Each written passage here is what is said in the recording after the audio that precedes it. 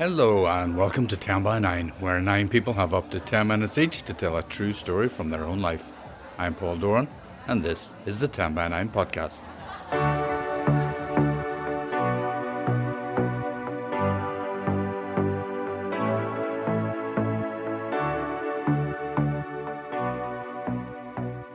It was Wednesday, February 18th in Belfast Black Box, and what a night it was. We were collaborating with the Northern Ireland Science Festival, as we often do, and the theme was directions. We had a full house and amazing stories. There are 3 of them on this podcast. I didn't need directions after that first day. And it was on these walks home that I had my tepid first kiss, smoked what I thought was my first joint, but later turned out to be potpourri. His family like to be at the airport before check-in opens. Mine aim to be at the airport before the airplane leaves. And we've both had varied success over the years. Sea moose? She shouted, above the clamour of us playing cards as we waited for our interview slots to come around. Is there a sea moose in here? My friend Seamus stood up. So those female voices were just 3 of the 7 women who told stories that evening, which was fantastic. And 4 of those 7 were telling stories for the first time, which is even better. Now, just before we get started, you know I like to bring as much of the live event to the podcast as possible, so I had a confession to start us off that evening. I am quite judgmental. I'll be honest and up front, I am quite judgmental. So I went for a walk up the towpath, where you find me most days, and I was coming back to the car park, and I saw this car that was clamped, and I thought, drug dealer, you deserve it. And then it dawned on me, that's my car. I have a photo to prove it, and it's true. And it's one of those moments you go, what do you do? I just didn't know what to do. Anyway, my car had not been taxed for some reason, and I am the most risk-averse, law-abiding human being there is. I pay everything up front. So, hadn't paid the tax because I hadn't changed the address on the V1 form or something. I don't know. I changed my license, but not this other form. So, 260 quid to get the clamp off. Yep. I'll not do that again. You're quite right. 260. That's not all, folks. Then, obviously, you have to pay your tax, which I have no problem with, being the risk-averse person that I am. And then £128 fine for not having the tax, and then another £80 fine and I still haven't quite worked out. So you get of the clamp fee, the 260, you get 160 back once you've paid the tax. So basically £300 that day cost me. And yeah, but I'm still judgmental. I can't help it. That's just the way I am. At least I can admit it. I'll let that be a lesson to us all. Judge not. Oh, and pay your car tax. Anyway, on with the show. And here's our first story. It came from first-timer Eve Pritchett. My first day of secondary school was on a wet Tuesday in September 2005. It's a day a lot of people would accept as one of life's most pivotal. I remember my family's offbeat words of advice. Don't expect everybody to like you. Don't be getting yourself bullied.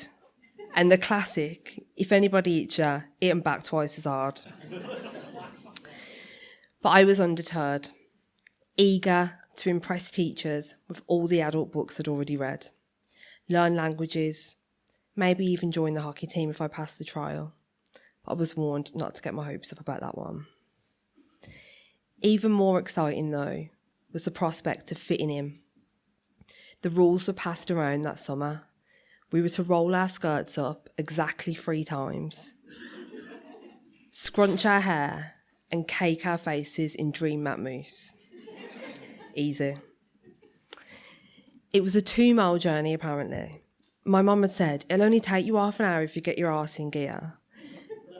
But something she'd failed to mention was where this school actually was. I knew it wasn't in King's Standing, which is where I'm from. It was the next area over, a place called Streatley. But that was all I knew. I met my cousin in the spot we'd agreed, asked him if he knew where we were going. No, Mum said you did. So neither of us, on this fateful day, had actually been given the directions to our new school. We didn't have time to go back and ask, so we headed off as far as we knew. We made it 2 streets and across the field at the edge of our estate before we reached our new frontier. With each step, the houses grew driveways, cars multiplied, hanging baskets exploded with colour. But most concerningly for us, there were no other kids in school uniforms. In lashing rain, we carried on, twisting and turning back on ourselves. We must have come the wrong way. Where were the other year 7s? There were meant to be 400 kids in our year. Surely we'd see one of them somewhere. Then we reached a dual carriageway. Lorries flew past, spraying our new Teflon-coated blazers. And the label was right. They really were water repellent. We marvelled at the droplets bouncing off as quick as they landed. But that didn't stop us getting soaked everywhere else. The triangle of stiff shirt now wet and wilted on our chests. My perfectly straightened side fringe straggly against my cheek. And the bitter dribble of cheap hairspray permeating my mouth. Just as we were about to admit defeat, a car slowed down beside us. The driver laughed and gestured left. We were stood right in front of it. We were expecting a big complex of buildings, the blocks we'd imagined ballooning upwards and outwards as they greeted us for the first time. What we actually found was a tangle of hedges stuffed with faded crisp packets and trampled cans of Coke. In there somewhere was a 6-foot steel gate and a weather-worn sign we could barely make out. We skittered through the back gate and made our way into assembly. There were 2 types of kids at my secondary school. The majority of them were from Sutton Coldfield. They entered through the front gates, dropped off by parents in big cars that smelt like warm leather. Then there were the 20%, the quota from the lesser postcode, the kids from King's Standing. I had no concept of anywhere outside of King's Standing until that day. It was said to be the largest council estate in Europe when it was developed in North Birmingham in the 1930s. It was built to replace the back-to-back slum houses home to factory workers in the city. And maybe that's why I couldn't imagine anywhere different. It was massive and everyone I knew lived there, although nobody worked in factories anymore. Navigating my way beyond this place made me understand it.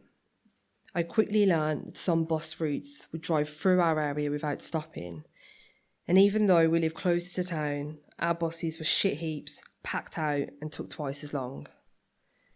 I learned that people's parents wouldn't let them come over our way for sleepovers. The same parents who said they deserve nice things because they work hard for them. I wondered why my mum didn't really have nice things, but I never asked her. It was then, aged 11, that the mirror was held up to us for the first time. Our accents jarred. The other kids would say, "Why do they all talk like that through their noses? It's disgusting." And they'd make sure we could overhear. "Do you know people in King's Standing have toilets in their kitchens? How tramp is that? They shit where they eat." And the brave kids would spin round on their chairs and ask us if this were true. And it sort of was. Most toilets in King's Standing were outdoors until the early 70s. The Housing Act of 1969 meant councils could at last make improvements to social housing. The most cost-effective way to bestow people some dignity was to adjoin a pokey bathroom to the kitchen at the rear of the buildings. My grandparents had been lead tenants of our home since 1971. They'd seen little change over those 30-odd years. It wasn't until my final year of primary school that we got central heating and double glazing. And yet people said we got everything handed to us.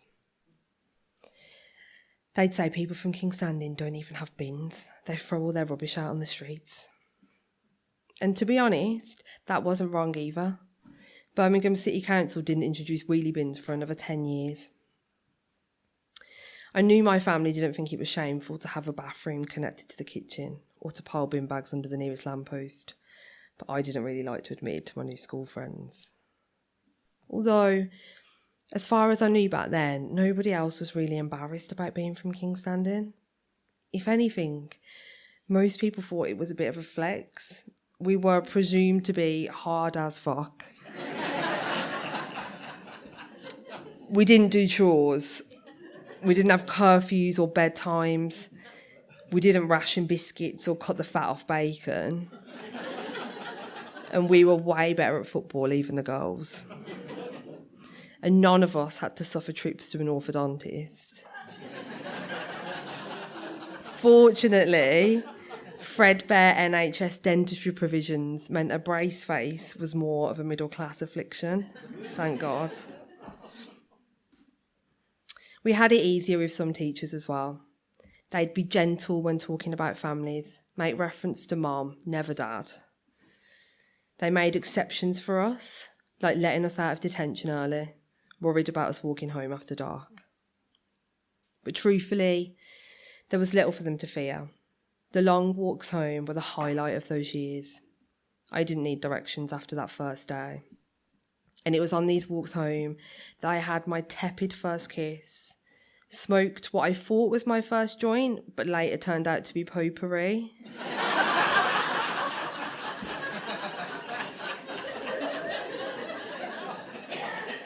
Lost myself in original pirate material and felt my heart shatter for the very first time. Last August, my mum was diagnosed with cancer. I went back home to Birmingham to visit the consultant with her. Anxiety woke me early, and to put up a fight, I decided to go for a run. Usually, if I go for a run, I plan my route meticulously. But on that day, I didn't think about directions. I retraced the route that I'd found myself all those years before. I followed it unthinkingly. Everything seemed shifted that day. The novelty shapes of the big houses was lost. The winding roads fell away more quickly than I remembered. The demarcation between the two areas was now a neat row of new builds. I wondered what area these houses belonged to, who lived there, what postcode they had, and how much it would come to define their identity. I passed the house of the girl whose parents said they worked hard for their nice things. I wondered, was that true? Or had they been the beneficiaries of generational wealth and happenstance? I recognised that familiar pang of envy clench my chest and hit the pavements harder. As I turned back into my mum's street, a tired-looking woman recognised me and said, "Tell your mum I was asking for her." I had no idea who she was, but I said, "Thanks, I will." Later that morning, my mum got good news. Everything was treatable. I was glad. And I was glad I retraced those steps. I thought about how my mum didn't give me directions that day 20 years ago, and how I didn't need them, and how I came to find my own way. I'm glad of that too.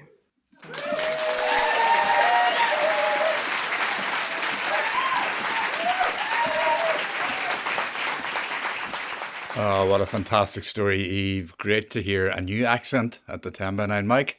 Thank you. And best wishes to your mum. Eve got in touch afterwards to tell me she'd been approached by a television producer who was looking for people with regional English accents. So let's see how that develops. You never know who's in the audience at 10x9. And if, like Eve, you want to tell your story, here's how I explained the process to the audience that evening. You get in touch through the website. There's a submissions page, and you put in a few bits and pieces of details. And if you have your story already done, put it in, cut and paste that in there, and it comes through to our website. And then I'll give you feedback, and that's how it works. Sometimes people don't have their whole story. Sometimes they just have a notion of a story, and that's fine. If you just get in touch with me, and I'll work with you to make it the best that it can be. And I mean, I know people think we have really polished storytellers up here, and we do. And we have brilliant stories, but they're not always what was sent to me originally. So, you know, we work together to make them even better. That's how it works. And I'm a very gentle feedback provider, I promise you. Because I know people are really, it takes a lot to submit a story about yourself, a true story about yourself. So I am very sensitive about that. And speaking of which, I was in with my P5, the P5s today, and I was telling them we're working on, backstories and whatever. And I told them about my story, for those of you, some of you will be familiar, that I was adopted as a child and that I had been put in a baby home, when I was just born. And then this adopted parent, these new parents came along, blah, blah, blah. And they were saying, why did they put you in a home? And I said, well, because my mommy and daddy weren't married. And they're all, my mommy and daddy aren't married.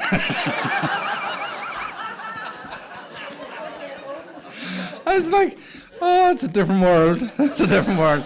I'm trying to explain to them, yes, but this is a long time ago. And they're just like, no, don't understand it. Don't understand it. Oh, it's great. And they're all sitting with their ashes on and, devout wee Catholics. Anyway. Bless those youngsters out of the mouths of babes and all that. Okay, on to our second story. And it's another first-timer. Take it away, Kelly Thompson. I have a terrible sense of direction.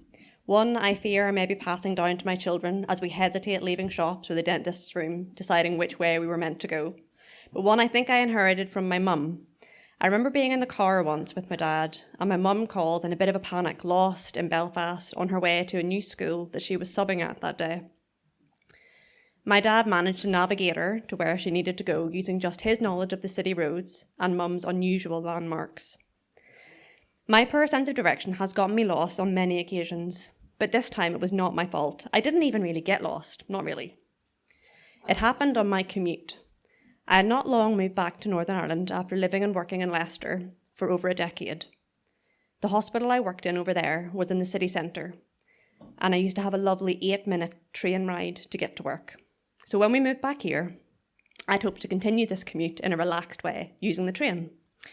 So we bought a house in Moira. But for those who aren't familiar, Moira train station isn't really in Moira. So that was problem number one. Problem number two was that my job moved from the city hospital to the Mater Hospital. And for those who aren't familiar, the Mater Hospital does not have a train stop. And so began my daily drive to Belfast up the M1. At that time, my mum was working in Belfast in around the same area and starting at around the same time.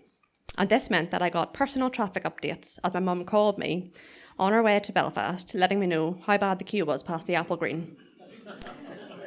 And on the occasional morning, we actually passed each other in the slow-moving traffic, and we could wave to each other. They were lovely mornings.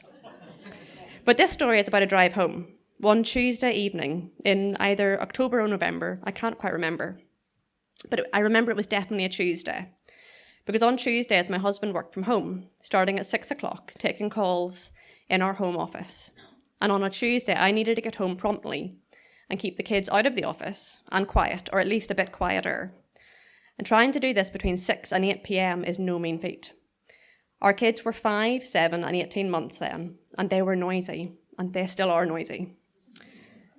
This Tuesday, I was late. Not by much, only by about half an hour, but it felt later. The clocks must have changed already, and that half hour had allowed the darkness to creep in. So I headed down the Crumlin Road towards Carlisle Circus. There was so much red. It seemed to come from all around.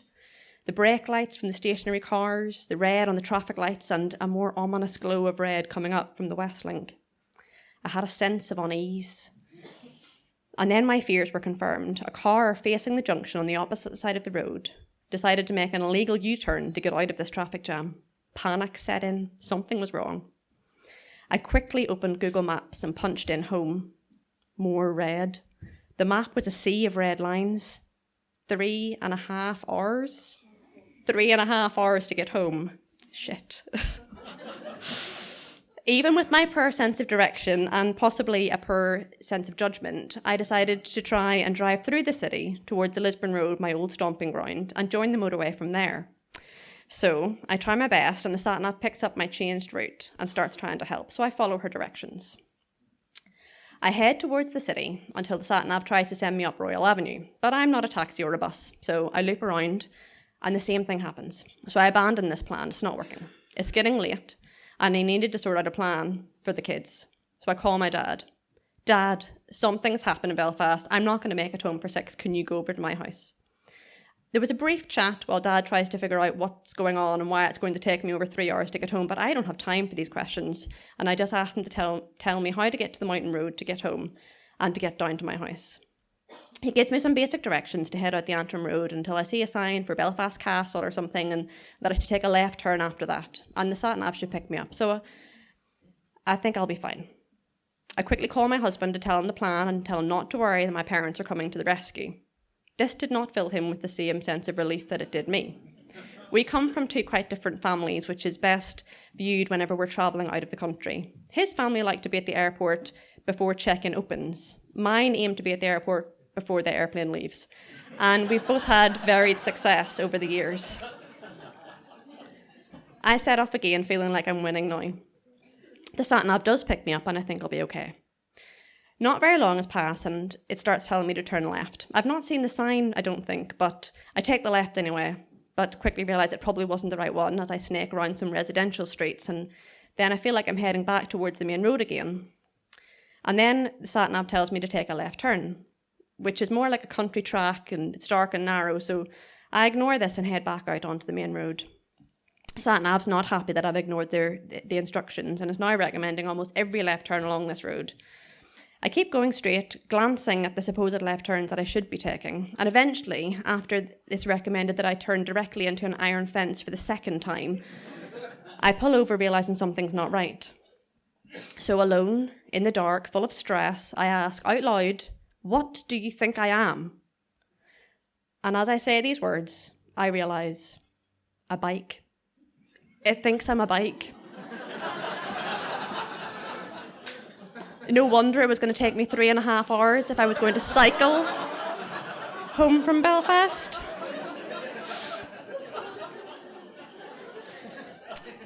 And no wonder all the lines were red on the map, because bikes aren't allowed on the motorway. It was so obvious now. I drive on, my journey feeling less heroic and a little bit more moronic now. But I make it home. My parents were there, arriving at 5:59, pouring me a glass of wine to calm my shaken nerves, and they ask me, full of sympathy, what happened and was I okay?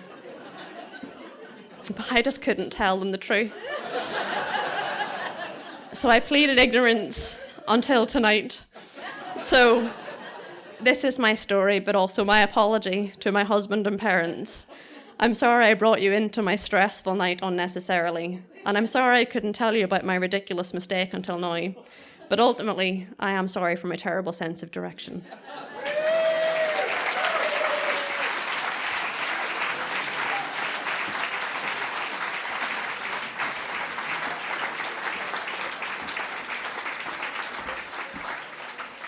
Kelly, thank you so much. And there they are, that the cast of that story are all there. And they didn't know that was the outcome of that story. So, lovely surprise. Okay. Thanks so much, Kelly. How lovely they were all there to hear it. As for your sense of direction, I do sympathise. Sometimes I feel I could get lost in my own living room.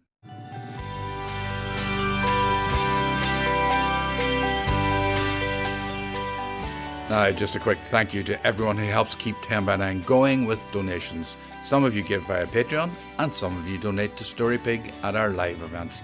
Either way, thank you. 10 by 9 is always free and always will be, so it really helps to keep this little project on the go. Okay, let's get on with the third and final story for this podcast. We don't get to hear enough from her, but when we do, it's well worth the wait. Here's Louise Nealon. It is July 2012. I am 21 years old in San Diego, California, on my way to work, trying to follow directions that I've scribbled down on the back of a McDonald's Happy Meal box. I am in America on a J1 visa, the summer work travel program which allows Irish students to spend up to 4 months in the United States. I'm struggling to navigate my way around without Google Maps in the palm of my hand. Smartphones have just arrived on the scene, and only 2 out of the 21 of us who have come over to San Diego have iPhones. The rest of us have had to make do with cheap flip phones that we bought in bulk when we arrived and decorated with nail polish in order to tell them apart. Saying that I'm on my way to work implies a level of cop-on that I don't have, God love me, as a 21-year-old. I have spent the summer following my friends around, and yes, there are 21 of us. We have taken to travelling on public transport in packs, going out together and applying for accommodation and work as one, the equivalent of 21 kids in a trench coat pretending to adult. I applied for one job on Craigslist by myself, without the supervision of the group, and narrowly avoided getting scammed by a company claiming to provide food for orphans. When I refused to provide them with my credit card details, they ghosted me. I was still trying to contact them when I told my friend Mary the story, and she said the ghosting was probably for the best. Among the jobs that we applied for in groups include waitressing, lifeguarding, and working in SeaWorld. By the time the SeaWorld interview came around, we had met other groups of Irish J1ers, and no less than 50 of us were squeezed into a room, willing and ready to sell our grannies for a job in that hellhole. The interviewer, a woman in her mid-50s called Ashley, was becoming increasingly annoyed at the crowd control she had to deal with, and was also struggling to pronounce the onslaught of Irish names. "Sea moose?" she shouted, above the clamour of us playing cards as we waited for our interview slots to come around. "Is there a sea moose in here?" My friend Seamus stood up and made his way into the meeting room. My own interview went well, up until Ashley asked how I dealt with making mistakes. I thought I would show off my skills as a student of English literature by quoting James Joyce. "Mistakes are the portals of discovery," I answered. If I had a pipe at the time, I would have sat back in my chair and puffed on it. I watched as she crossed a box at the end of the page and thanked me for my time. I went back to playing Go Fish in the waiting room until everyone had finished annoying Ashley and we got the bus home together. The 21 of us had sourced accommodation by squeezing ourselves into two-bedroom apartments, 10 in one apartment, 11 in the other, sleeping on air mattresses in the living room and kitchen. When it came to job hunting, morale was low, but some of the girls had found well-paid work in something called promotions, which involved standing around and smiling. I had taken a moral stance against the application process for these jobs, which required no resume and just a photo of yourself. It was only when I started running out of money that my moral outrage began to subside. One of the girls had gotten a job in Santa Monica, working at a football tournament sponsored by a well-known soft drinks company. The organisers told her to bring her friends along. We would all get paid $200 for a day. All we had to do was stand around, smiling. When we arrived, our boss told us to form an orderly queue, and she went down the line, picking who she thought was the most conventionally attractive of the 21 of us to go outside and smile, while the rest of us heathens were asked to stay hidden inside and serve food and drink. I had never thought much about my appearance until that summer. When I look back at the memory now, 14 years later, I'm struck by just how young we were. Flicking through photos and old Facebook albums, I can see why we always got asked for ID, or why people would stop and ask if we were a volleyball team. We were gangly and baby-faced, bright-eyed and naive. The older I get, the more I can't quite believe that sending a photo of myself at this age got me a job promoting vodka and tequila for a company called Euphoric, spelt with a U, the number 4, or I-K. "I never hire girls who aren't prettier than me," the woman reassured me after she told me I got the job. She thought I looked worried, But I was just confused by the double negative of her sentence and was still trying to digest the mathematics of her never hiring girls who weren't prettier than her. It was a good thing, apparently. It meant that I got paid $30 for every hour I stood around smiling and recommending vodka and tequila to people in liquor stores. I just had to find the liquor store first. It is a hot afternoon in Old Town San Diego. The directions I have scribbled on the back of a Happy Meal box are leading me to what looks like a corner shop. I was imagining a liquor store to look like an Irish off licence, at least a wine mark, but no. This liquor store is selling vegetables outside, and a steady trickle of mothers and their children are coming in and out buying groceries. The owner looks at me sceptically with my euphoric uniform. When they asked me my size, I ordered an XXXL, a tip from the other girls who didn't want to be stood around in skimpy outfits. But between the tint of a t-shirt and my sweaty face, I look like a kid who's lost at sports day. He asks for my ID and then lets me set up my little table of booze. After 2 hours of standing by my table with little interaction, a man in a suit appears and asks me what I'm doing. I give him my best sales pitch, steeling myself to defend the frankly unhinged spelling of the word euphoric. When he puts up a hand to stop me and says, "I'm having a party, I'll buy the lot of it." My eyes light up. I get paid on commission. For every bottle I sell, selling my entire stock means that I'll be able to fund the rest of my time in San Diego without ever having to smile again. I'm ready to hand over the bottles when he says, "I just have to go grab my truck. How about I grab your number so I can let you know when I'm on the way back?" I tear off a piece of cardboard from the back of the Happy Meal box, scribble my contact details and hand it over. The man never comes back. Instead, for weeks afterwards, I get messages from an unknown number calling me vanilla milkshake. He'll continue to call and send messages until my friend Ronan will put on his best scary voice to answer the phone to him and warn him off. This story will make the rest of the girls laugh, so I'll lean into this new version of myself who gets caught up in ridiculous situations. I'll get another promotions job, this time at Comic-Con, which will allow me to make enough money to fund the rest of my travels in California. I'll make friends with a beautiful Hispanic girl called Alex, who'll tell me that she's going to use her paycheck to fund a nose job. I'll spend my time trying to convince her to keep the nose that she has. Even the most past remarkable Irish mother would tell her that there's nothing wrong with it. I'm 21 years old, directionless, with no idea who I am or where I'm going. I am funding my adventures around America by smiling. I put it down to the US being a strange place until I come back to Ireland and get a job in a coffee shop. A month into my employment, zonked out of my mind on antidepressants and trying to hold it together, my boss will pull me aside to tell me that the only reason he hired me was because he liked my smile and I should smile more.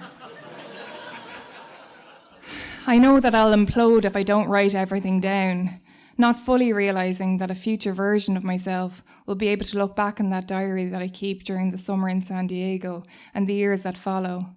I'll go on to write books about how strange it is to be a person in the world, especially, at times, a young woman. And when I'm trying to think of a story related to the word directions to read at my favourite storytelling event in Belfast, I'll think of the time I accidentally gave my number to a pimp in San Diego. And that kid peddling tequila and vodka in an oversized t-shirt who didn't know where she was going, and I'll smile.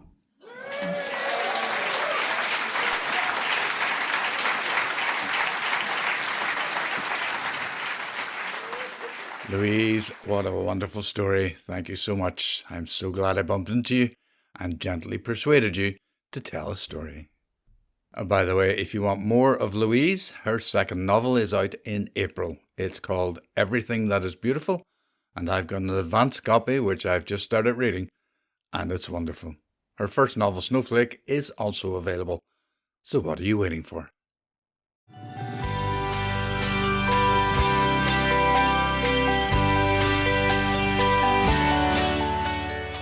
And that is it for this edition of the 10 by 9 podcast. You can keep up with all our upcoming events and some of our themes by having a look at our website, which is 10by9.com.